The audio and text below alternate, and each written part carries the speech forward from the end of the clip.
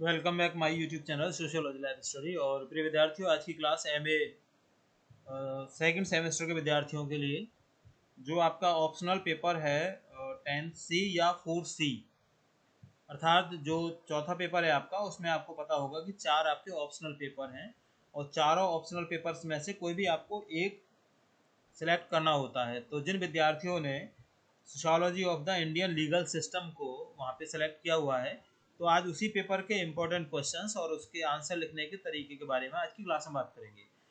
तो प्रिय विद्यार्थियों, गुरु जम्बेश्वर विश्वविद्यालय मुरादाबाद और रुहेलखंड विश्वविद्यालय बरेली दोनों से ही संबद्ध जितने भी कॉलेजेस हैं, उन कॉलेज के एमए सेकंड सेमेस्टर के समाजशास्त्र के भी विद्यार्थी जो sociology of the Indian legal system का पेपर देने वाले हैं, अगर मैं गुरु जम्बेश्वर विश्वविद्यालय की बात करूं तो ये 17 तारीख को आपका पेपर है।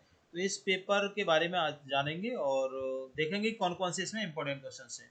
तो सबसे पहले मैं आपको बता देता हूं, फिर वही जो मेरा डिस्क्लेमर है पहले से मैं क्लियर करता हूं कि कोई गारंटी इसमें नहीं है कि ये प्रश्न आपको एग्जाम में मिल ही जाएंगे, क्योंकि ये सारे के सारे मेरी स्वतः मेमोरी के आधार पर बनाया गया, जिसको कहते हैं मॉडल पेपर है।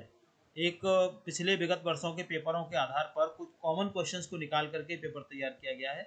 तो ये प्रश्न आपको मिल सकते हैं और नहीं भी मिल सकते, तो इसलिए इनके अतिरिक्त भी आप अपनी तैयारी को करके जाएं। ऐसा नहीं है कि पूरा भरोसा आप इसी पे करके जाएं। दूसरा, इस क्लास में इससे पूर्व वाली जो भी क्लासेस थी उसमें भी मैंने आपको आंसर लिखने का तरीका बताया है कि आपको कैसे आंसर लिखना चाहिए, कितने शब्दों में किस प्रश्न का आपको आंसर लिखना है और कैसे लिखना है। तो आज की क्लास में भी उन्हीं सब बिंदुओं पर बात करेंगे और सभी प्रश्नों के उत्तर मैं आपको लिख करके दिखाऊंगा कि इस तरीके से आपको उनके जो आंसर्स हैं आपको लिखने हैं। क्लास हिंदी और इंग्लिश दोनों ही लैंग्वेज में है, इंग्लिश वाले विद्यार्थियों के लिए और हिंदी वाले विद्यार्थी दोनों ही मीडियम के विद्यार्थी इससे लाभान्वित हो सकते हैं। ध्यान रखिए, मैं फिर आपको एक बार दोबारा से याद दिला रहा हूँ कि आपको इस पेपर में से सभी प्रश्न अटेम्प्ट करने होते हैं। ऐसा नहीं है कि आप केवल 3 लॉन्ग क्वेश्चन करके छोड़ दें, आप सोचें कि मैंने पूरे लिख दिए हैं, उनको सारे जितना पेजेस बताए गए हैं सब में लिखा है, तो आपको उतने अच्छे नंबर नहीं मिलेंगे। कुल मिलाकर के आपको जो शॉर्ट आंसर टाइप वाला जो आपका ब्लॉक है वहाँ से आपको 5 करने हैं और लॉन्ग आंसर टाइप से आपको 3 करने हैं। तो ये आपको 5 और 3 8 प्रश्न आपको अटेम्प्ट करने ही करने हैं अगर आप चाहते हो कि आपको अच्छे नंबर मिले। दूसरा, टाइम मैनेजमेंट बहुत ज़रूरी होता है कि आप टाइम मैनेजमेंट को पहले सेट कर लीजिए, अपना पूरा प्रैक्टिस करके जाइए कि आपको शॉर्ट आंसर टाइप पर जो क्वेश्चन है उन पर कितना समय लगाना है और लॉन्ग आंसर टाइप क्वेश्चन है उनको सॉल्व करने में आपको कितना समय लगाना है, ये पहले से डिसाइड कर लीजिए। ऐसा मत करिए कि आपने जो लॉन्ग आंसर टाइप क्वेश्चन जब आप सॉल्व कर रहे हैं तो पहले क्वेश्चन का आपने आंसर लिखा तो आपने 5 पेज लिख दिए और दूसरा और तीसरा लिखने के लिए आपके पास में लिटरेचर बचा ही नहीं, टाइम ही नहीं बचा, आपका सारा टाइम पहले वाले जो लॉन्ग आंसर टाइप में चला गया। तो ऐसा नहीं करना है आपको, ये गलती भी नहीं करनी है कि पहला 5 में लिख दिया, दूसरा फिर 2 में लिख रहे हो, तीसरा फिर 1 में लिख रहे हो, ऐसा भी नहीं करना है।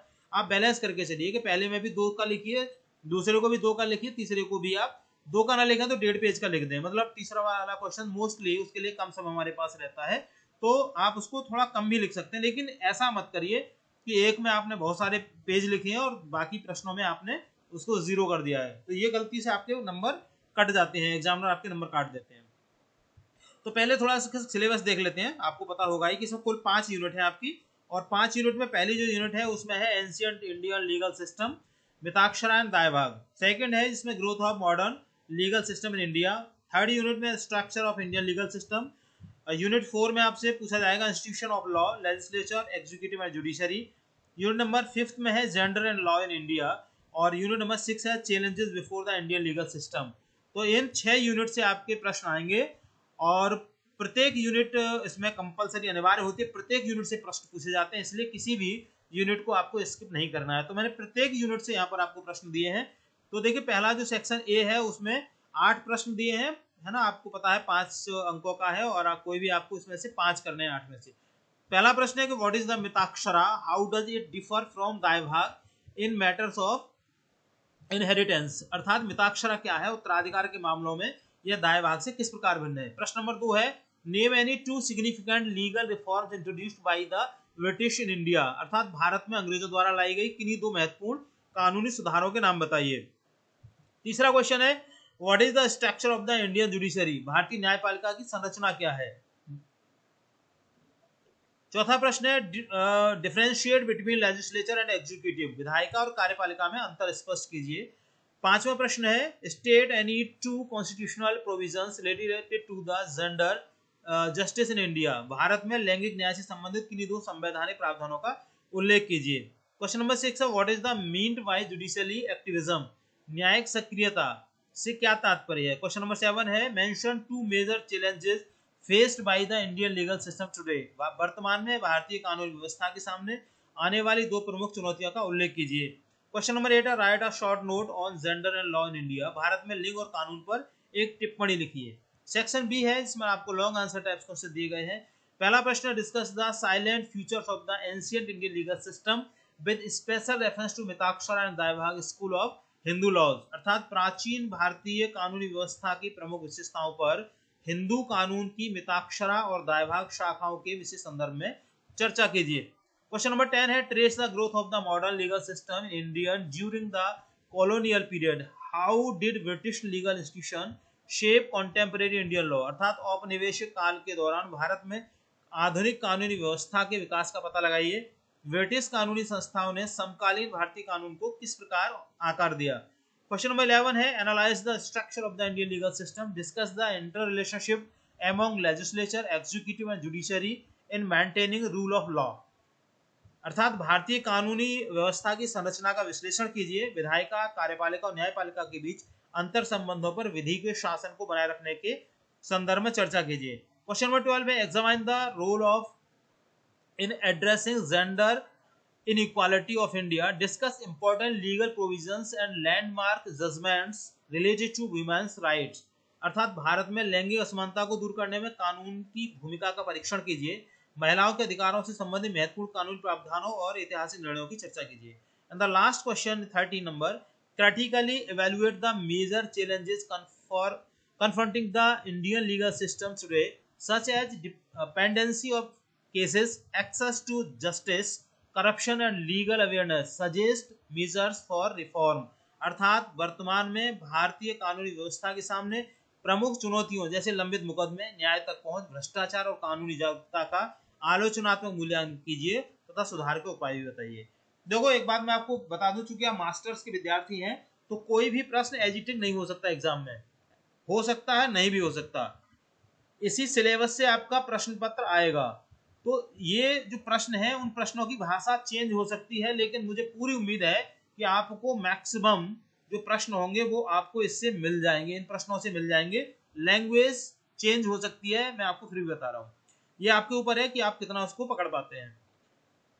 सॉल्व करते हैं इसको। पहला जैसे आपका सेक्शन ए है, ठीक है, सेक्शन ए का पहला प्रश्न यहाँ पे था what is the Mitakshara, how does it differ from Dayabhaga in matters of inheritance, अर्थात मिताक्षरा क्या है उत्तराधिकार के मामलों में दायभाग से किस प्रकार भिन्न। तो आपको क्या करना है, मिताक्षरा और दायभाग दोनों के बारे में बताना भी है थोड़ा सा। जैसे मिताक्षरा याज्ञवल्क्य स्मृति पर विज्ञानेश्वर द्वारा रचित एक कालजयी टीका है जो असम और बंगाल को छोड़कर संपूर्ण भारत में हिंदू उत्तराधिकार कानून का मुख्य आधार रही है। यह कानूनी दर्शन संपत्ति के अधिकार को जन्मसिद्ध अधिकार मानता है।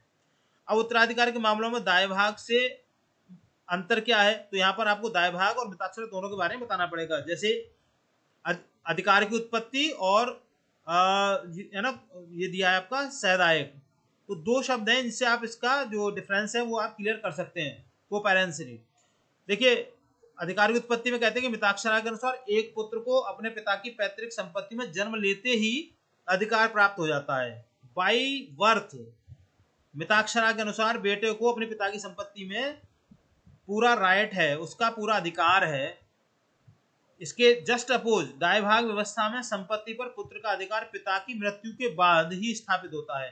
पिता के जीवित रहते उसका संपत्ति पर पूर्ण नियंत्रण होता है। मतलब दायभाग कहता है कि संपत्ति पर पूरा राइट पिता का रहता है, जब पिता की मृत्यु हो जाती है तब पुत्र को उस पर अधिकार आता है। वहीं जो मिताक्षरा है वो क्या कहता है कि पुत्र के पैदा होते ही पिता की पैतृक संपत्ति में उसका अधिकार उसे प्राप्त हो जाता है। कोपैरेनरी के का जो स्वरूप है, स्ट्रक्चर है उसका, उसमें मिताक्षरा में पिता के जीवन काल में ही पुत्र विभाजन की मांग कर सकता है, जबकि दायभाग में पिता के जीवित रहते पुत्र संपत्ति के विभाजन का दावा कानूनी रूप से नहीं कर सकता, है ना। आप समझ रहे होंगे जैसे अधिकार की उत्पत्ति के बारे में बताया गया है कि वो जन्म लेते ही पिता की संपत्ति का उत्तराधिकार प्राप्त कर लेता है, तो वो पिता के रहते ही अपना हिस्सा पिता से मांग सकता है। लेकिन दाय भाग में ऐसा नहीं है। दाय भाग में पूरे जब तक पिता जीवित रहता है पूरा नियंत्रण उसका होता है उसकी मृत्यु के पश्चात पुत्र के पास में उसका राइट पहुंचता है, उसका अधिकार पहुंचता है। तो दाय भाग में पुत्र पिता की संपत्ति के विभाजन का कानूनी रूप से दावा नहीं कर सकता।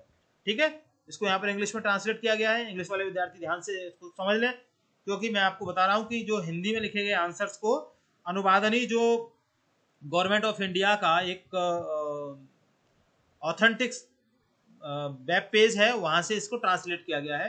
तो Mitakshara is a fundament foundational legal commentary of the Yajnavalkya Smriti authored by the Vijnaneshwara. It traditionally governed Hindu property and inheritance laws across most of India, excluding Bengal and Assam, where the Daibhag school authored by the Jimutvahan prevailed. तो English वाले विद्यार्थी यहाँ से पढ़ लें पूरा, मैं आपको पढ़ के ट्रांसलेट करके बताऊंगा तो समय ज्यादा लगेगा। दूसरे प्रश्न का आंसर देखिए, ध्यान रखिए शॉर्ट आंसर का आपको बस इतना ही लिखना है, मतलब इससे ज्यादा आप लिखेंगे तो आप समय बर्बाद करेंगे, क्योंकि आपको सिर्फ जो पूछा गया है उसी का कंसेप्ट आपको क्लियर करना है। दोनों हेडिंग्स को याद रखिए। दूसरा प्रश्न है, name any two significant legal reforms introduced by the British in India. दोनों दिए हुए हैं यहाँ पर, है ना, IPC 8060 और सती प्रथा निषेध अधिनियम 1829। Third, what is the structure of Indian judiciary. तो स्ट्रक्चर को यहाँ पर आप एक फ्लो चार्ट बना करके दिखा सकते हैं। सबसे ऊपर होता है आपका सुप्रीम कोर्ट, उसके बाद आता है हाई कोर्ट और नीचे आते हैं डिस्ट्रिक्ट कोर्ट्स। उसको भी और आप नीचे भी डिफाइन कर सकते हैं। डिस्ट्रिक्ट कोर्ट के नीचे भी सिविल जज, जूनियर डिवीजन और ये म्युनिसिपल कोर्ट वगैरह होते हैं, आप वो बता सकते हैं। लेकिन मूल रूप से जब हम इसको समाजशास्त्र अध्ययन करते हैं तो हम केवल 3 ही कैटेगरीज की करते हैं, supreme court of India, high court of India and subordinate courts. So the next question, differentiate between legislature and executive। आप इसको आधार बता दीजिए, मुख्य कार्य क्या है, इसका स्ट्रक्चर क्या है, उत्तरदायित्व क्या है, विधायिका क्या है, कार्यपालिका क्या है, उसकी अलग अलग कार्य क्या है, यहाँ से आप उसको डिफरेंस बता सकते हैं। Then in English translation, legislature and executive. The question number 5, state any 2 constitutional provisions related to the gender justice in India। Bharat में लैंगिक न्याय संबंधी के 2 संवैधानिक प्रावधानों को उल्लेख कीजिए। तो पहला है आर्टिकल 15 का भाग 3, तो सकारात्मक भेदभाव, और दूसरा है आर्टिकल 42 न्याय संगत कार्य दशाएं और प्रसूति सहायता। पर्याप्त आंसर आपका हो जाएगा इससे। इन इंग्लिश आर्टिकल 15(3) है ना, प्रोटेक्टिव डिस्क्रिमिनेशन फॉर वीमेन, और आर्टिकल 42 है just conditions of work and maternity relief. Question number 6, what is the mean by judicially activism. Judicially activism क्या है, इसको आप न्याय सक्रियता भी कहते हैं, कि वह प्रगतिशील दृष्टिकोण है जिसमें न्यायालय अपने पारंपरिक क्षेत्राधिकार से आगे बढ़कर नागरिक अधिकारों की रक्षा के लिए विधायिका कार्यपालिका को आवश्यक नीति का दिशा निर्देश जारी करता है। यह तब उत्पन्न होती है जब सरकार के अन्य 2 अंग कार्यपालिका विधायिका अपने संवैधानिक कर्तव्यों को निभाने में विफल हो जाते हैं। तो देखिए जैसे PIL है, जनहित याचिका इसको कहते हैं। इसके अलावा कई बार क्या होता है कि कुछ मामलों में अगर कोई भी PIL दाखिल नहीं भी की गई है तो होता क्या है कि हाई कोर्ट या सुप्रीम कोर्ट स्वतः संज्ञान लेकर के भी उसमें मुकदमा दर्ज कर लेते हैं। जैसे यहाँ पे एक एग्जांपल दिया गया है, उदाहरण के लिए कार्यस्थलों पर यौन उत्पीड़न रोकने के लिए विशाखा गाइडलाइन जारी करना या पर्यावरण प्रदूषण रोकने के लिए कड़े निर्देश देना न्यायिक सक्रियता के सर्वोत्कृष्ट उदाहरण है। Next question, mentions 2 major challenges faced by the Indian legal system today। तो द फर्स्ट इज मुकदमों का अत्यधिक लंबित होना, और सेकंड है न्याय तक पहुंच की आर्थिक असमानता। इतना महंगा हो गया है आजकल के न्याय पाना, आपको पता है। Massive pendency of legislation and socio economic barriers of access. Question number 8 है, write a short note on gender and law in India. तो यहाँ पर आप लिख सकते हैं कि जो लिंग और कानून है वो क्या है। नेक्स्ट क्वेश्चन सेक्शन बी आ गया यहाँ पर आपका लॉन्ग आंसर टाइप क्वेश्चन। पहला प्रश्न है यहाँ पे, discuss the salient features of the ancient Indian legal system with special reference to Mitakshara and Dayabhaga school of Hindu laws. Answer आपका यहाँ से स्टार्ट हो जाता है कि कानूनी व्यवस्था की प्रमुख विशेषताएं क्या है, धर्म की केंद्रीय अवधारणा, विधिक स्रोतों की बहुलता, विभेदीकृत न्याय और सामाजिक स्तरीकरण, स्थानीय स्वायत्तता, मिताक्षरा दाइवाग की शाखाएं क्या है, तुलनात्मक यहाँ पर अलग अलग है ना ये बना करके फ्लो चार्ट से दिखाया गया है। मिताक्षरा विज्ञानेश्वर और दाइभाग जीमूतवाहन। तो मिताक्षरा क्या कहता है कि पिता जो पुत्र है उसके लिए पिता की संपत्ति में जन्मजात अधिकार, जन्म लेते ही उसे पूरा अधिकार मिल जाता है और संपूर्ण भारत में है ये, अगर आप बात बंगाल असम को छोड़ दें। दूसरे दायभाग क्या कहता है, पिता की मृत्यु के बाद ही उसको अधिकार मिलता है। सिंपल है दोनों का। एक जो मिताक्षरा है वो कहता है कि पुत्र जन्म लेते ही पिता की संपत्ति का अधिकारी हो जाता है। दायभाग कहता है कि नहीं, पिता की मृत्यु के पश्चात ही पुत्र उसकी संपत्ति का अधिकारी होता है। ठीक है, यहाँ से आप देख सकते हैं इसको, दायभाग जो संप्रदाय है उसके बारे में ये यहाँ पर इसको तुलनात्मक चार्ट बना करके समझाया गया है आपके लिए, आप इसको आसानी से पढ़ सकते हैं। यहाँ से इसको कंक्लूड कर दिया गया है। ठीक है, क्या है, और ये आपका फिर इंग्लिश मीडियम के विद्यार्थियों के लिए great divide, Mitakshara, Dayabhaga, schools of Hindu law, ये वही फ्लो चार्ट इंग्लिश में यहाँ पे बनाया गया है।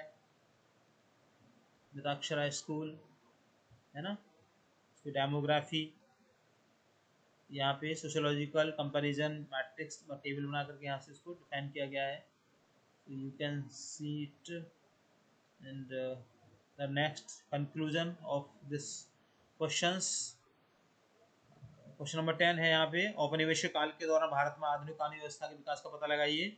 ब्रिटिश कानून संस्थाओं ने समकालीन भारतीय कानून को किस प्रकार से आकार दिया। तो ये आपका औपनिवेशिक काल में आधुनिक कानूनी व्यवस्था का विकास कैसे हुआ उसका है ना। फर्स्ट स्टेप है अदालतों की स्थापना 1726 से 1833 के बीच में। सेकंड है इसका 1833 से 1860 के बीच में, जहाँ विधिक संहिताबद्धता यानी द ईरा ऑफ कोडिफिकेशन किया गया था लॉर्ड मैकाले अध्यक्षता में। प्रथम जो भारतीय विधि आयोग का निर्माण किया गया था इसको है फर्स्ट लॉ कमीशन इसको कहते हैं। और जो थर्ड है वो है न्यायपालिका का एकीकरण जो 1861 से 1947 के बीच में हुआ था। ब्रिटिश कानूनी संस्थाओं द्वारा समकालीन भारतीय कानून का आकार देना, तो ये यहाँ से आप फ्लो चार्ट बना करके आप इसको आसानी से इसको डिफाइन कर सकते हैं। विधि के शासन, रूल ऑफ लॉ है ना, और अधिवक्ता केंद्रित न्याय प्रणाली, नजीर का सिद्धांत, व्यक्तिगत कानूनों का पृथक्करण, और आपका फिर यहाँ पर आ जाता है आलोचनात्मक समाजशास्त्रीय मूल्यांकन, और इन लास्ट कंक्लूजन इसका इंग्लिश मीडियम, यहाँ से इंग्लिश में ट्रांसलेट किया गया है इसको। How British legal institution shape contemporary Indian institutionalization of the rule of law, जैसा भी आपको बताया था मैंने। क्रिटिकली सोशियोलॉजिकल एवोल्यूशन, और देन कंक्लूजन। क्वेश्चन नंबर 11 क्या है कि भारतीय कानून व्यवस्था की संरचना का विश्लेषण कीजिए। विधायिका, कार्यपालिका और न्यायपालिका के बीच अंतर संबंधों पर विधि के शासन को बनाए रखने के संदर्भ में चर्चा कीजिए। ये है ना 3 प्रकार के यहाँ बताए गए। एक होता है वैधानिक कानून, दूसरा होता है प्रथागत कानून, तीसरा है एकीकृत न्यायपालिका। विधि के शासन की केंद्रीय जो अवधारणा है वो एबी डाइसी द्वारा प्रतिपादित विधि के शासन का तात्पर्य बताता है कि क्या है कि समाज में कोई व्यक्ति कानून से ऊपर नहीं है। यहाँ से फ्लो चार्ट बना करके इसको डिफाइन किया गया है। तीनों अंगों के बीच में अंतर संबंध क्या है, नियंत्रण और संतुलन, चेक एंड बैलेंसेस, विधायिका और कार्यपालिका, दूसरे में कार्यपालिका और न्यायपालिका, और तीसरे में विधायिका और न्यायपालिका। अंतर संबंध क्या है ना, नियंत्रण कैसे होता है इसका, समकालीन समाजशास्त्र विमर्श और शक्ति संघर्ष, और इन लास्ट है यहाँ पे इसका conclusion. Then English, macro structural framework of the Indian legal system, same है ट्रांसलेट इन इंग्लिश। और बेहतर सुझाव के लिए कहीं भी अगर कोई ग्रामेटिकल मिस्टेक कहीं इसमें है तो आप उसको करेक्ट कर लीजिए, और अगर कहीं कोई आपको दिक्कत आ रही है तो मुझे कमेंट सेक्शन में लिख कर जरूर बताइएगा, मैं उसको करेक्ट करके आप तक पहुंचाने की कोशिश करूंगा। वैसे मैंने पूरा प्रयास किया है ये कंटेंट्स बनाने में, मुझे लगता है कि 2 से 3 दिन मुझे लग गए कि कहीं कोई कमी ना रहे। ये आप समझ पा रहे होंगे जो मेरे विद्यार्थी हैं कि इतना आसान काम शायद ये नहीं है। तो अब जो लास्ट 12वां क्वेश्चन है उसमें भारत में लैंगिक असमानता को दूर करने की कानूनी भूमिका का परीक्षण कीजिए। इसमें आपको देखो ये बताना है कि जो लॉ है हमारा हमारा जो कानून है वो कितना सक्सेस इसमें हो पा रहा है। जो हमारे देश में लैंगिक असमानता है उसको दूर करने में क्या वो वास्तव में सही कार्य कर पा रहा है, या क्या महिलाओं के अधिकारों संबंधी महत्वपूर्ण कानूनी प्रावधान और ऐतिहासिक जो निर्णय हुए हैं उनके बारे में डिस्कस करना, बताना है कि अभी कितनी और इसमें आवश्यकता है, कितना और इसमें सुधार किया जा सकता है। जो कानूनी प्रावधान है उनके बारे में बता दिया गया है ना। हिंदू उत्तराधिकार अधिनियम 2005 है, घरेलू हिंसा अधिनियम 2005 है, जिसको हम ना PWDVA के नाम से भी जानते हैं। कार्यस्थल महिलाओं को यौन उत्पीड़न से का अधिनियम 2013 में हुआ था, है ना, जिसको पॉश एक्ट कहा जाता है। और मातृत्व लाभ संशोधन अधिनियम 2017 है, कामकाजी महिलाओं के लिए किया गया था जो नौकरी पेशा है। लैंगिक न्याय से संबंधित ऐतिहासिक न्यायिक निर्णय क्या क्या हुए हैं, ये तमाम यहाँ पे दिए गए हैं। ये फ्लो चार्ट से भी आप देख सकते हैं। विशाखा बनाम राजस्थान राज्य, शायरा बानू बनाम भारत संघ, जोसेफ शाइन बनाम भारत संघ, विनीता शर्मा बनाम राकेश शर्मा, है ना। तो ये अलग अलग है। कार्यस्थल पर यौन उत्पीड़न के संबंधित के जो है उसके संबंध में है। ये 3 तलाक से संबंध है, ये व्यभिचार से संबंधित है, ये पैतृक संपत्ति बेटियों के अधिकार से संबंधित है। इनको यहाँ पे डिफाइन किया गया है, आप इसको आराम से पढ़ के आप याद कर सकते हैं। Then last in English, socio legal framework of law and agent of gender reconstructions, landmark, judicial intervention and gender. उसके बाद आ जाता है ये critical sociological evolution, the concept of legal land, ये कंक्लूजन। और लास्ट क्वेश्चन है, वर्तमान में भारतीय कानूनी व्यवस्था के सामने प्रमुख चुनौतियां ऐसे लंबित मुकदमे, न्याय तक पहुंच, भ्रष्टाचार और कानूनी जागरूकता का आलोचनात्मक मूल्यांकन कीजिए, सुधार के उपाय भी बताइए। तो भारतीय कानूनी व्यवस्था की समकालीन चुनौतियां क्या हैं, उन चुनौतियों के बारे में आपको बताना है, किस तरीके से उनका क्रिटिसाइज करके भारतीय विधिक चुनौतियां क्या क्या है। लंबित मुकदमे हैं, है ना, ढेर सारे करोड़ों केस बैकलॉग, न्यायाधीशों की भारी कमी है, बैकलॉग के न्यायाधीशों की भर्ती ही नहीं की जा रही है, न्याय तक पहुंच पाना जो इतना जुडिशरी सिस्टम इतना महंगा हो गया है, इतनी महंगी फीस हो गई है वकीलों की कि एक साधारण व्यक्ति न्याय पाने में बिल्कुल असफल हो जाता है। पहली बात तो वहाँ तो पहुँच नहीं पाता है, पहुँचता भी है तो बीच में ही वो अपने हथियार डाल देता है। वकीलों की भारी फीस है जिसकी वजह से अच्छा वकील नहीं किया जा सकता और मुकदमे हार जाते हैं। भ्रष्टाचार है, बाबू राज है, बिचौलिए है, पारदर्शिता का अभाव भी है, कानूनी जागरूकता की कमी भी है, कानूनों की क्लिष्ट भाषाएं, साक्षरता की कमी। वो हैं जो मोटे मोटे तौर पर देखे जा सकते हैं। इसके अतिरिक्त विद्यार्थी जो आपको लगता है, जो आप फील करते हैं सोसाइटी में, उनको भी आप यहाँ पर ऐड कर सकते हैं। ठीक है, तो ये यहाँ से डिफाइन कर दिया गया है सभी जो बिंदु हैं उनके लिए विस्तृत करने के लिए। तो ये यहाँ पर लास्ट में कंक्लूजन है और ये फिर आपका इंग्लिश का आंसर है यहाँ पे। तो जो इंग्लिश के विद्यार्थी हैं, तो इंग्लिश के विद्यार्थी आराम से इसको पढ़ पाएंगे। मुझे उम्मीद है कि ये आपके लिए काफ़ी हेल्पफुल ये क्लास रहेगी। और फिर भी कहीं कोई क्वेरी है तो कमेंट सेक्शन खुला हुआ है, आप मुझे लिख करके जरूर बताइएगा। कहीं कोई विसंगति, कोई असमानता है तो चैनल पर नए हैं तो विशेष निवेदन है मेरा, आप इसको सब्सक्राइब कीजिए, वीडियो पसंद आए लाइक शेयर कीजिएगा उन सभी विद्यार्थियों के लिए जो एग्जाम देने वाले हैं, जिससे कि उन विद्यार्थियों को फायदा हो जाए। तो चैनल पर जुड़ने के लिए थैंक यू, मिलेंगे अगली क्लास में, तब तक के लिए जय हिंद।